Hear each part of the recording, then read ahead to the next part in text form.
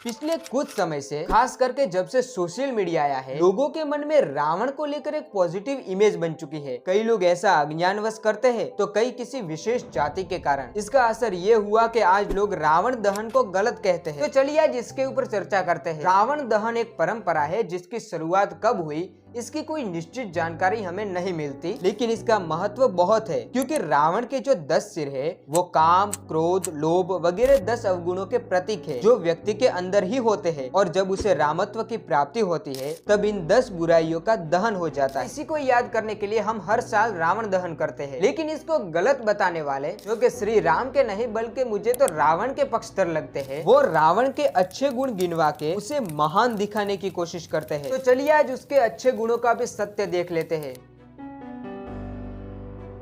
रावण ज्ञानी था या नहीं ये जानने से पहले हमें ज्ञान का वास्तविक अर्थ समझना होगा। ज्ञान एक साधन है उस साध्य तक पहुंचने का। साध्य है ब्रह्म ज्ञान या ब्रह्म का अनुभव। और जिन्होंने योग वाशिष्ठ पढ़ी होगी वो जरूर समझ जाएंगे कि रावण श्री राम से अधिक ज्ञानी तो नहीं ही था, क्योंकि अगर वो ब्रह्म ज्ञानी होता तो ऐसा कुकर्म कभी न करता। और कितना भी ज्ञान उसके पास क्यों न हो, वो ज्ञान ही किस काम का जो चरित्र का निर्माण न कर सके। एक तर्क और भी मिलता है कि देखो राम जी ने भी तो लक्ष्मण को रावण के पास ज्ञान लेने के लिए भेजा था। सच बताऊं तो ऐसा वाल्मीकि रामायण में कहीं भी नहीं आता। लक्ष्मण जी स्वयं शेषनाग के अवतार है, उन्हें किसी रावण के पास कोई ज्ञान लेने की जरूरत नहीं है।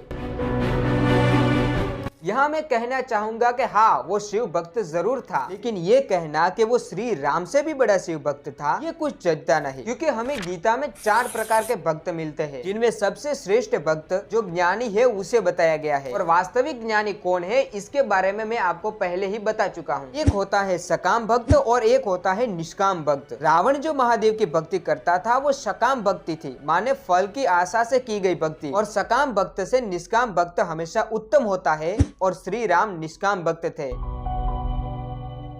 अब इस तर्क को लेकर के रावण ने कभी माता सीता के साथ जबरदस्ती नहीं की, उसे एक चरित्रवान व्यक्ति बताया जाता है जो कि एक सरासर झूठ है। रावण के चरित्र का वर्णन हमें उत्तरकांड में मिलता है, जिसके 26वें सर्ग का ये 42वां श्लोक पढ़िए, जब वो अपनी ही भाई की पुत्र वधु के साथ कुकर्म का आचरण करता है और इससे क्रोधित होकर नल कुबेर रावण को श्राप देते हुए कहता है, तुम्हारे न चाहते हुए भी रावण ने तुम पर अत्याचार किया है, इसलिए मैं उसे श्राप देता हूँ कि वो किसी ऐसी स्त्री के साथ समागम नहीं कर सकेगा जो उसे न चाहती हो, और अगर वो ऐसा करने जाएगा तो उसके मस्तक के 7 टुकड़े हो जाएंगे। जब इस श्राप के बारे में सबको पता चला तो वो जिन जिन पतिव्रता स्त्रियों को लेके आया था वो भी बड़ी खुश हुई। इससे हमें ये पता चलता है कि रावण इतना कामुक था कि उसने सिर्फ माता सीता का ही नहीं बल्कि इससे भी कई अधिक पतिव्रता स्त्रियों का हरण किया था।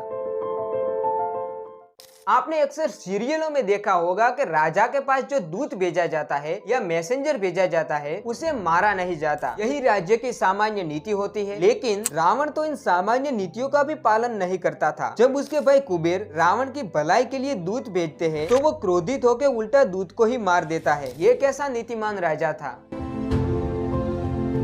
लोग कहते हैं कि रावण की महानता देखो, वो बहन के लिए ईश्वर से लड़ पड़ा। चलिए आज इसकी भी सच्चाई देख लेते हैं। जब श्री राम वन में खर का वध कर देते हैं तो अकंपन नाम का राक्षस रावण को सारी बात बताता है और वो सीता जी के सौंदर्य की प्रशंसा करके कहता है कि आप श्री राम को नहीं हरा सकते, इसलिए सीता जी का हरण कर लीजिए, श्री राम उनके वियोग में मर जाएंगे। रावण उसकी बात मानकर जाता भी है, लेकिन वो मारीच के समझाने पे वापस लंका आ जाता है। यहाँ नोट करने वाली बात यह है कि उसे अभी तक शूर्पणखा के नाक कटने के बारे में कुछ भी पता नहीं है। असल में रावण जब वहाँ से लौट आया तब शूर्पणखा जाती है और कहती है कि मैं तो सीता को लेने गई थी जिससे वो तुम्हारी पत्नी बन सके, जबकि वास्तव में वो श्री राम और लक्ष्मण के ऊपर मोहित होकर उनके पास गई थी। वो आगे रावण को ललचाने के लिए बोलती है कि अगर तुम्हें सीता को पत्नी बनाना है तो जाओ उन्हें ले आओ, और तब रावण सीता जी का हरण करने के लिए जाता है, ना कि शूर्पणखा का बदला लेने के लिए। देखिए मैं ये नहीं कहता कि रावण ज्ञानी नहीं था, जैसा कि विवेकानंद जी कहते हैं। एक चरित्रहीन व्यक्ति धर्म के सिवा अन्य विषयों में जैसे कि संगीत, ज्योतिष वगैरह इनमें पारंगत हो सकता है, लेकिन धर्म और अध्यात्म के लिए चरित्र ही महत्वपूर्ण है। आप रावण को अच्छा कहने से पहले तुलसी रचित रामचरितमानस की ये पंक्तियां पढ़े। हे खग मृग हे मधुकर श्रेणी, तुम देखिए सीता मृग नैनी। यहाँ वो पेड़ पौधों और जानवरों से पूछ रहे हैं कि तुमने कहीं सीता जी को देखा है। सोचिए वो सीता हरण के बाद कितने दुखी और व्याकुल हो गए